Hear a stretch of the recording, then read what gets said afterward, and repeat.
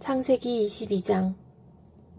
이런 일이 있은 지 얼마 뒤에 하나님이 아브라함을 시험해 보시려고 그를 부르셨다. 아브라함아 하고 부르시니 아브라함은 예 여기에 있습니다 하고 대답하였다. 하나님이 말씀하셨다. 너의 아들 내가 사랑하는 외아들 이삭을 데리고 모리아 땅으로 가거라. 내가 너에게 일러주는 산에서 그를 번제물로 바쳐라.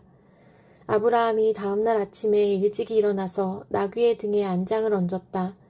그는 두 종과 아들 이삭에게도 길을 떠날 준비를 시켰다. 번제에 쓸 장작을 다 쪼개어 가지고서 그는 하나님이 그에게 말씀하신 그곳으로 길을 떠났다. 사흘 만에 아브라함은 고개를 들어서 멀리 그곳을 바라볼 수 있었다. 그는 자기 종들에게 말하였다. 내가 이 아이와 저리로 가서 예배를 드리고 너희에게로 함께 돌아올 터이니 그동안 너희는 나귀와 함께 여기에서 기다리고 있거라. 아브라함은 번제에 쓸 장작을 아들 이삭에게 지우고 자신은 불과 칼을 챙긴 다음에 두 사람은 함께 걸었다. 이삭이 그의 아버지 아브라함에게 말하였다. 그가 아버지 하고 부르자 아브라함이 얘야 왜 그러느냐 하고 대답하였다. 이삭이 물었다. 불과 장작은 여기에 있습니다마는 번제로 바칠 어린 양은 어디에 있습니까? 아브라함이 대답하였다. 얘야, 번제로 바칠 어린 양은 하나님이 손수 마련하여 주실 것이다. 두 사람이 함께 걸었다.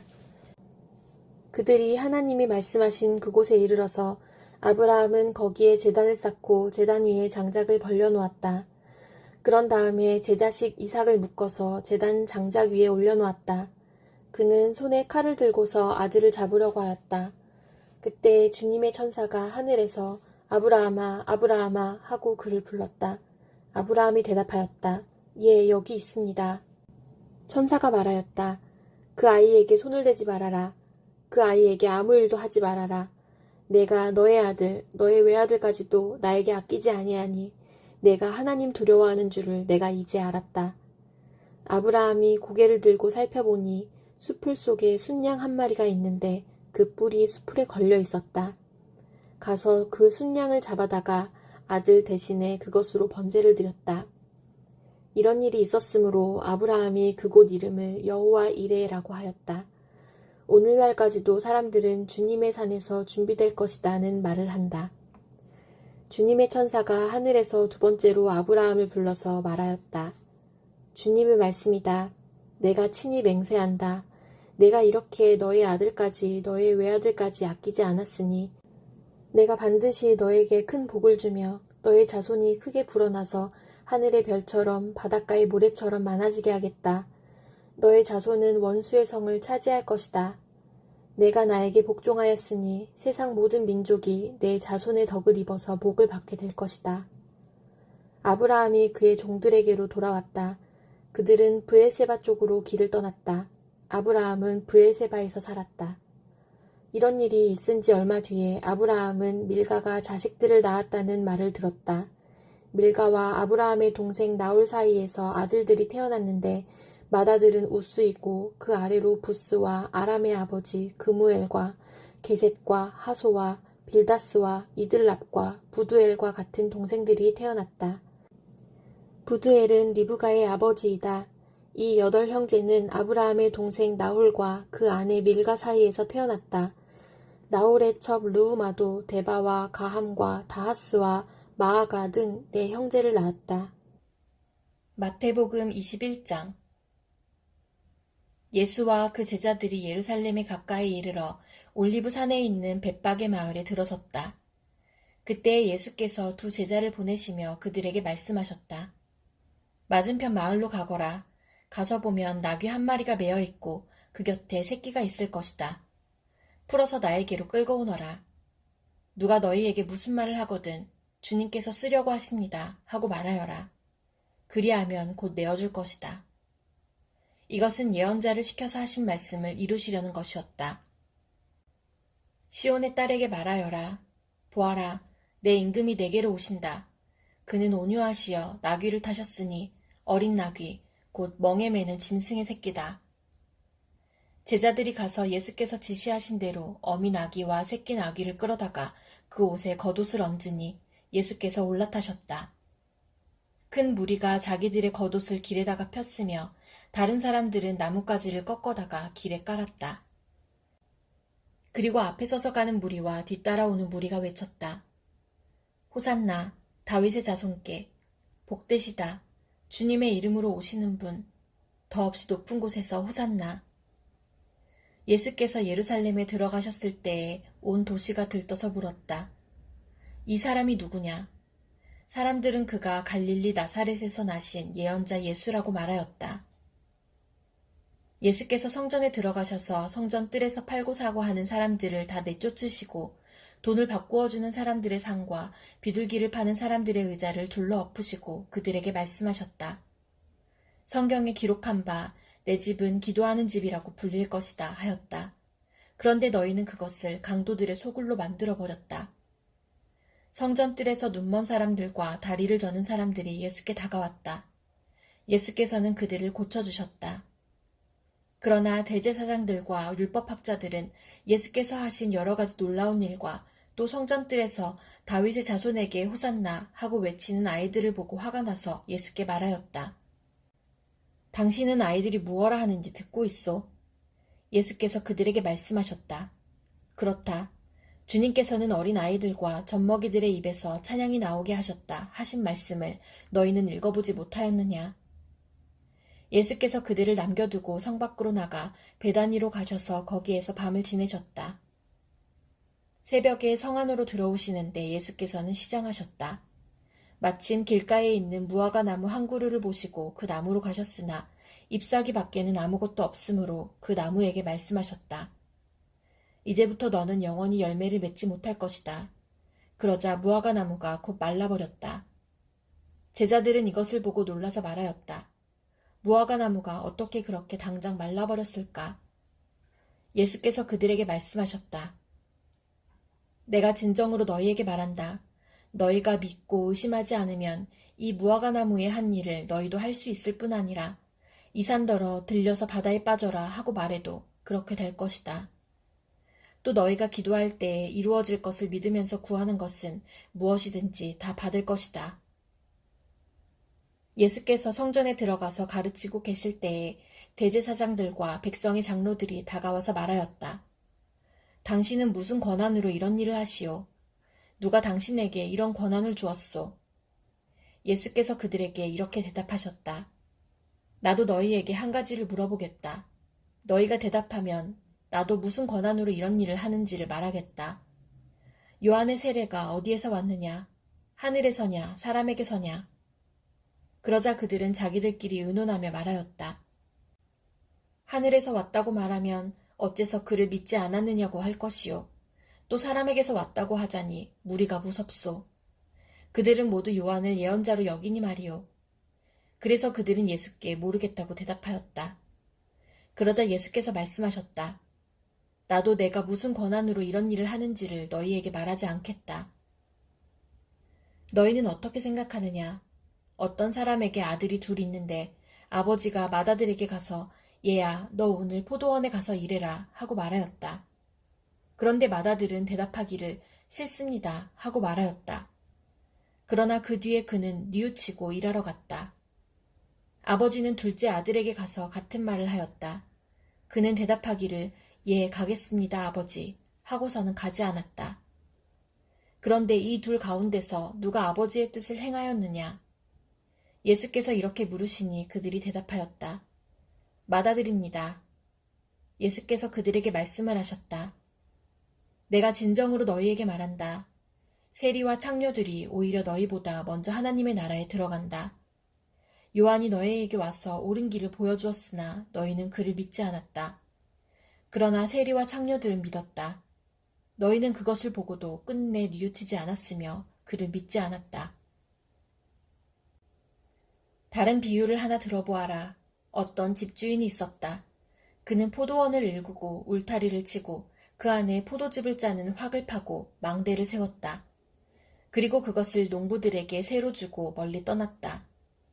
열매를 거두어 들일 철이 가까이 왔을 때에 그는 그 소출을 받으려고 자기 종들을 농부들에게 보냈다. 그런데 농부들은 그 종들을 붙잡아서 하나는 때리고 하나는 죽이고 또 하나는 돌로 쳤다. 주인은 다시 다른 종들을 처음보다 더 많이 보냈다. 그랬더니 농부들은 그들에게도 똑같이 하였다. 마지막으로 그는 자기 아들을 보내며 말하기를 그들이 내 아들이야 존중하겠지 하였다. 그러나 농부들은 그 아들을 보고 그들끼리 말하였다. 이 사람은 상속자다. 그를 죽이고 그의 유산을 우리가 차지하자. 그러면서 그들은 그를 잡아서 포도원 밖으로 내쫓아 죽였다. 그러니 포도원 주인이 돌아올 때에 그 농부들을 어떻게 하겠느냐. 그들이 예수께 말하였다. 그 악한 자들을 가차없이 죽이고 제때에 소출을 바칠 다른 농부들에게 포도원을 맡길 것입니다. 예수께서 그들에게 말씀하셨다. 너희는 성경에서 이런 말씀을 읽어본 일이 없느냐. 집 짓는 사람이 버린 돌이 집 모퉁이의 머릿돌이 되었다. 이것은 주님께서 하신 일이요 우리 눈에는 놀라운 일이다. 그러므로 나는 너희에게 말한다. 하나님께서는 너희에게서 하나님의 나라를 빼앗아서 그 나라의 열매를 맺는 민족에게 주실 것이다. 이 돌 위에 떨어지는 사람은 부스러질 것이요. 이 돌이 어떤 사람 위에 떨어지면 그를 가루로 만들어 놓을 것이다. 대제사장들과 바리새파 사람들은 예수의 비유를 듣고서 자기들을 가리켜 하시는 말씀임을 알아채고 그를 잡으려고 하였으나 무리들이 무서워서 그렇게 하지 못하였다. 무리가 예수를 예언자로 여기고 있었기 때문이다. 느헤미야 11장. 백성의 지도자들은 예루살렘에 자리 잡았다. 나머지 백성은 주사위를 던져서 10분의 1은 거룩한 성 예루살렘에서 살게 하고 10분의 9는 저마다 자기의 성읍에서 살게 하였다. 스스로 예루살렘에서 살겠다고 자원하는 사람 모두에게는 백성이 복을 빌어주었다.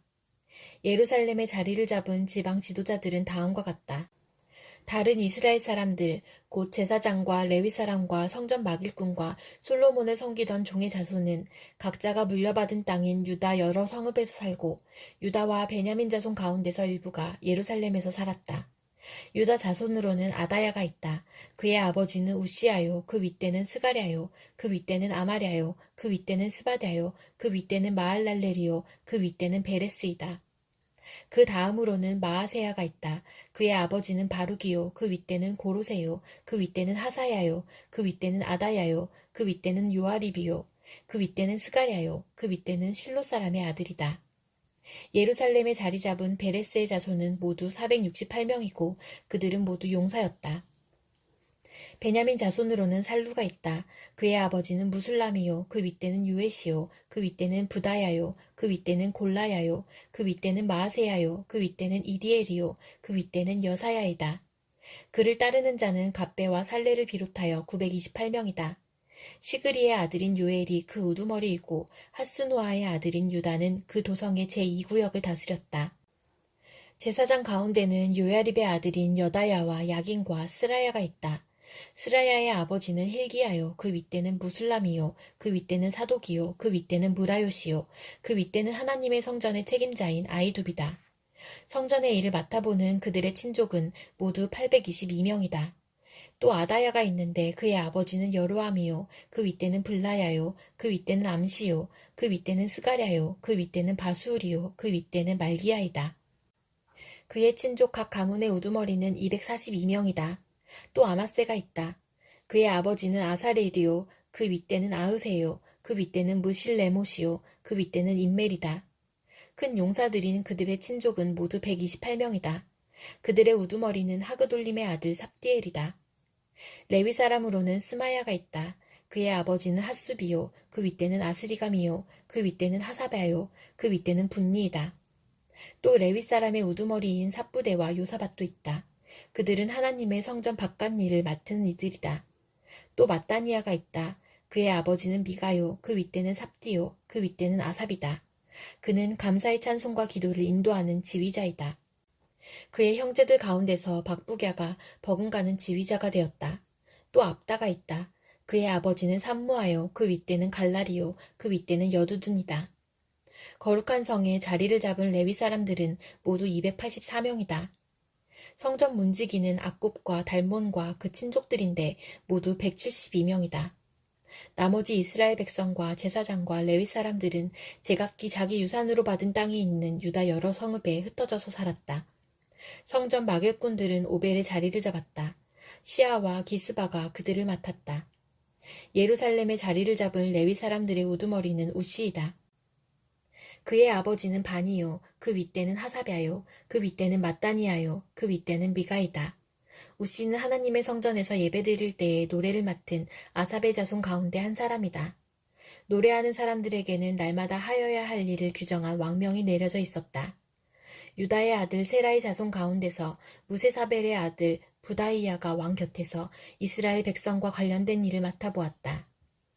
마을과 거기에 딸린 들판은 이러하다.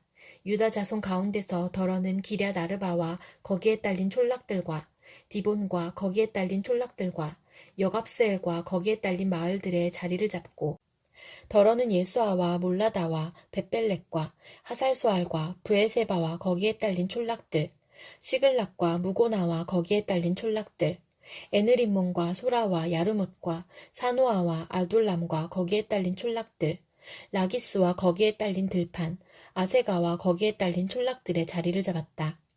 이렇게 그들은 브엘세바에서 흰농 골짜기까지 장막을 치고 살게 되었다. 베냐민 자손은 게바와 믹마스와 아야와 베델과 거기에 딸린 촌락들 아나돗과 놉과 아나냐와 하솔과 라마와 기따임과 하딧과 스보임과 느발랏과 로드와 오노와 대장장이 골짜기에 자리를 잡았다. 유다에 있던 레위 사람들 가운데서 일부는 베냐민으로 가서 자리를 잡았다. 사도행전 21장. 우리는 그들과 작별하고 배를 타고 곧장 항해해서 고스에 도착하였다. 이튿날 로도에 들렸다가 거기에서 바다라로 갔다. 우리는 페니키아로 가는 배를 만나서 그것을 타고 떠났다. 키프로스 섬이 시야에 나타났을 때에 우리는 그 섬을 왼쪽에 두고 시리아로 행선하여 두로에 닿았다. 그 배는 거기서 짐을 풀기로 되어 있었다. 우리는 두로에서 제자들을 찾아서 만나고 거기서 이레를 머물렀다. 그런데 그들은 성령의 지시를 받아서 바울에게 예루살렘에 올라가지 말라고 간곡히 말하였다. 그러나 머물 날이 다 찼을 때에 우리는 그곳을 떠나 여행길에 올랐다. 모든 제자가 그들의 아내와 아이들과 함께 우리를 성 밖에까지 배웅하였다. 바닷가에서 우리는 무릎을 꿇고 기도를 하고 서로 작별 인사를 나누었다. 그리고 우리는 배에 올랐고 그들은 제각기 집으로 돌아갔다. 우리는 두로에서 출항하여 항해를 끝마치고 돌레마이에 이르렀다. 거기서 우리는 신도들에게 인사하고 그들과 함께 하루를 지냈다. 이튿날 우리는 그곳을 떠나서 가이사랴에 이르렀다.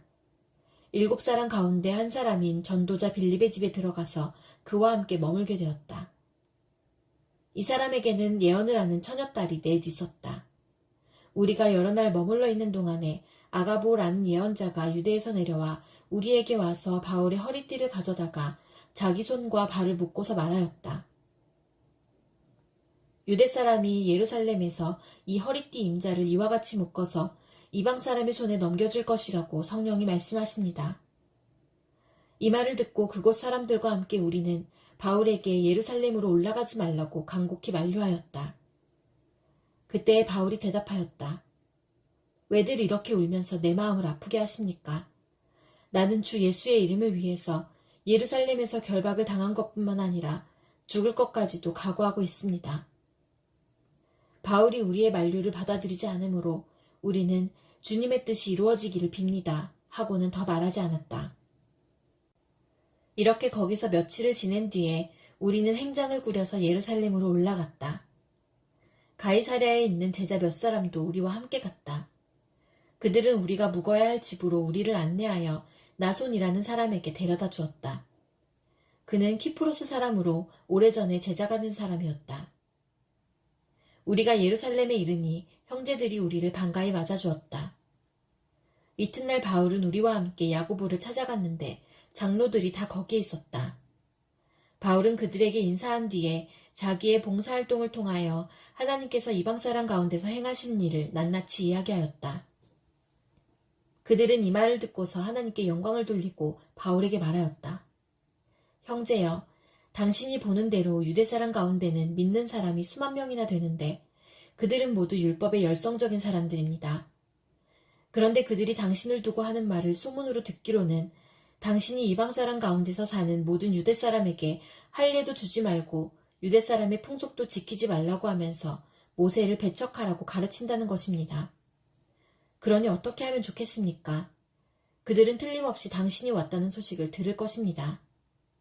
그러므로 당신은 우리가 말하는 대로 하십시오. 우리 가운데서 하나님 앞에 스스로 맹세한 사람이 넷 있습니다. 이 사람들을 데리고 가서 함께 정결 예식을 행하고 그들이 머리를 깎게 하고 그 비용을 대십시오. 그러면 사람들은 모두 당신의 소문이 전혀 사실이 아니며 도리어 당신이 율법을 지키며 바로 살아가고 있다는 것을 알게 될 것입니다. 신도가 된 이방 사람들에게는 우상의 제물과 피와 목매어 죽인 것과 음행을 삼가야 한다는 것을 우리가 결정해서 써보냈습니다. 그래서 바울은 그 다음날 그 네 사람을 데리고 가서 함께 정결 예식을 한 뒤에 성전으로 들어갔다. 그리고 정결 기한이 차는 날짜와 각 사람을 위해서 예물을 바칠 날짜를 신고하였다. 그 일회가 거의 끝나갈 무렵에 아시아에서 온 유대 사람들이 성전에서 바울을 보고 군중을 충동해서 바울을 붙잡아 놓고 소리쳤다. 이스라엘 동포 여러분, 합세하여 주십시오. 이자는 어디에서나 우리 민족과 율법과 이곳을 거슬러서 사람들을 가르칩니다. 더욱이 이자는 그리스 사람들을 성전에 데리고 들어와서 이 거룩한 곳을 더럽혀 놓았습니다. 이는 그들이 에베소 사람 드로비모가 바울과 함께 성내에 있는 것을 전해 보았으므로 바울이 그를 성전에 데리고 들어왔으리라고 생각하였기 때문이다. 그래서 온 도시가 소란해지고 백성들이 몰려들어서 바울을 잡아 성전 바깥으로 끌어내니 성전 문이 곧 닫혔다. 그들이 바울을 죽이려고 할 때에 온 예루살렘이 소요에 휘말려 있다는 보고가 천부장에게 올라갔다. 그는 곧 병사들과 백부장들을 거느리고 그 사람들에게로 달려갔다. 그들은 천부장과 군인들을 보고 바울을 때리는 것을 멈추었다. 천부장이 가까이 가서 바울을 체포하였다. 그리고 그는 부하들에게 쇠사슬 둘로 바울을 결박하라고 명령하고 그가 어떤 사람이며 또 무슨 일을 하였는지를 물었다. 그러나 무리 가운데서 사람들이 저마다 다른 소리를 들었다. 천부장은 소란 때문에 사건의 진상을 알 수 없었으므로 바울을 병영 안으로 끌고 가라고 명령하였다. 바울이 층계에 이르렀을 때에는 군중이 하도 난폭하게 굴었기 때문에 군인들이 그를 둘러매고 가야 하였다. 큰 무리가 따라오면서 그자를 없애버려라 하고 외쳤다. 바울이 병영 안으로 끌려 들어갈 즈음에 그는 천부장에게 한 말씀 드려도 됩니까? 하고 물었다. 천부장이 당신은 그리스말을 할 줄 아오? 그러면 당신은 얼마 전에 폭동을 일으키고 4,000명의 자객을 이끌고 광야로 나간 그 이집트 사람이 아니오? 하고 반문하였다. 바울이 대답하였다. 나는 길리기아의 다소 출신의 유대 사람으로 그 유명한 도시의 시민입니다. 저 사람들에게 내가 한마디 말을 하게 허락해 주십시오. 천부장이 허락하니 바울은 층계에 서서 무리에게 손을 흔들어 조용하게 하였다. 잠잠해지자 바울은 히브리 말로 연설을 하였다.